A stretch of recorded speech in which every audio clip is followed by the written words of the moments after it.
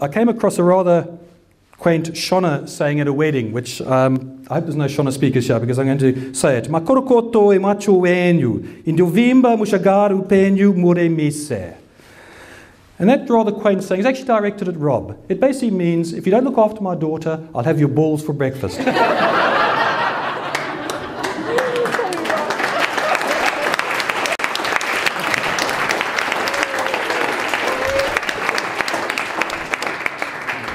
No, it doesn't mean that. It actually means congratulations on your marriage. I hope you have a long and happy life together.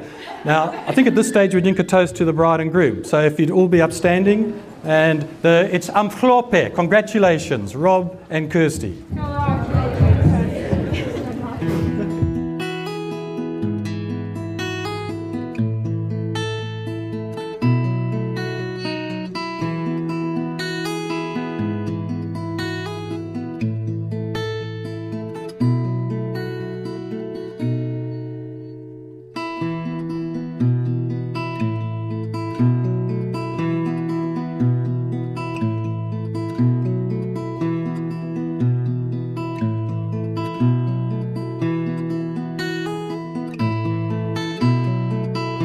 When I married Jenny Alexander 30 years ago, I had lots of tips and advice, but the one that stuck in my mind was from her auntie Cynthia, who said to me, "Peter, at least your life will never be dull." And on the night that Kirsty was born, it was anything but dull.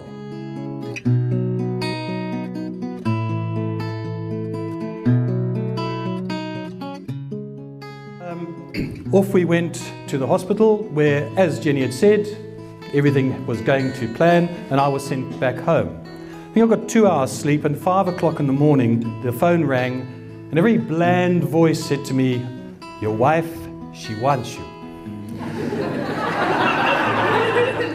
So I meandered rather slowly to the hospital, I must admit, very tired. And when I got into the room, there was all sorts of activity. There was all sorts going on. There was people running around, and there was Jenny. I can remember her words. "The baby can't come now. I've got no clothes. I've got no nappies." This baby was coming, and hello world, here I am. And all 1,060 grams of Kirsty arrived in the world 9 weeks early.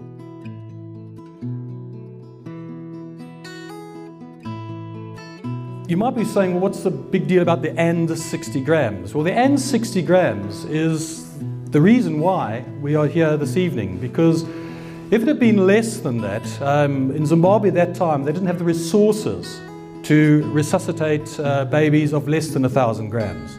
So that and 60 grams was basically life-saving.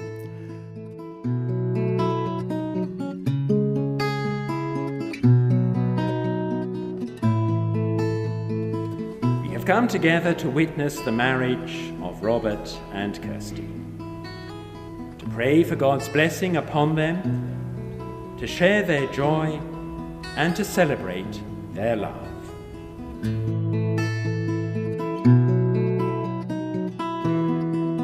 I, Robert, take you, Kirsty Joan, to be my wife, to have and to hold from this day forward, for better, for worse, for richer, for poorer, in sickness and in health, to love and to cherish, till death us do part, according to God's holy law. In the presence of God I make this vow. Robert and Kirsty have given their consent and made their marriage vows to each other. They've declared their marriage by the joining of hands and by the giving and receiving of rings. I therefore proclaim that they are husband and wife.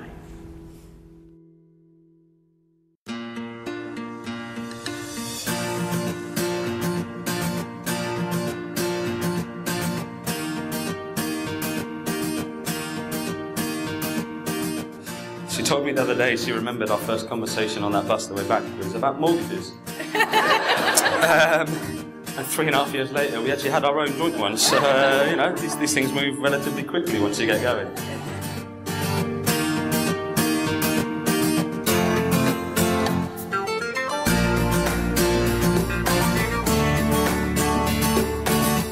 A couple of months ago, actually on Facebook, I know a couple of guys posted a video on my wall of the singer from McFly, his wedding speech when he was the groom. I think it was Case and Mace, maybe, I don't know.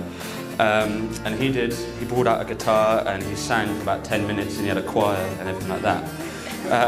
But the funny thing is, when they were posted that, I'd actually been learning the guitar for about 10 months. And nah, not really, not really.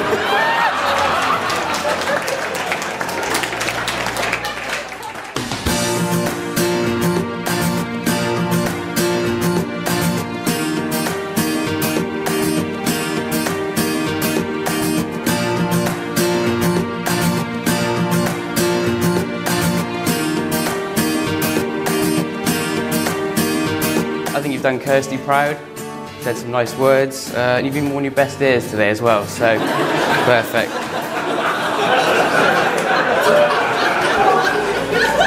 Cheers.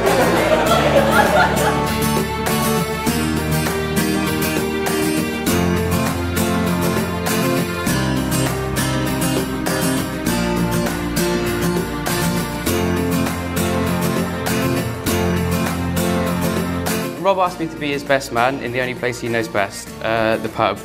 However, he did leave it till about 10 o'clock at night.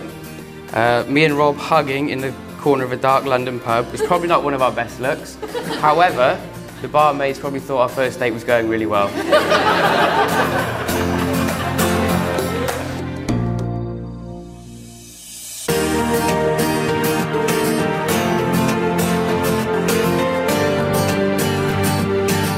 You're the absolute centre of my world. You're the most kind, most generous, most beautiful person I've ever met. I love you more than I can ever express.